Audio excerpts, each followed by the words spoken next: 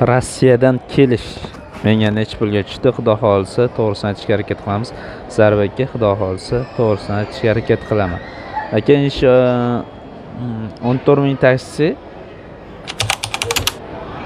14 ming taksi 50 dokumentga 5 ming ibicharga 15 ming 2 marta gayaga tushdik, 2 marta gayaga tushdik, 17 ming 200 rublga cho'shdik, yana gostinsiya bo'ldi. Keyin Qozog'istonga o'tgandan keyin gostinsiya bo'ldi 150 lik. Shu mayda juda hammasi juda 18 ming tushdi. Pamoyim 18 ming bo'ldi. Agar adashmagan bo'lsam, meni hisobim bo'yicha 18 ming bo'ldi.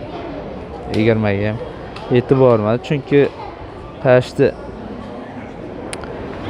500 ming so'm pulim ortib qoldi-da yana. 500 ming emas u. Chunki cho'ntagimda o'zbek so'mim bor edi. O'zbek so'mi bilan 500 ming, o'zi 300 ming so'm pul, 360 ming so'm pul ortib qoldi. Chunki 20 ming mo'ljal qildim, 18 ming so'm ketdi. Shunaqa gaplar.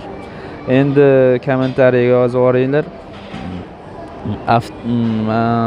Samolyot arzon tushamikan? Rossiyada borib kelganlar yaxshi biladi, musofirlar samolyot arzon tushamikan, taksi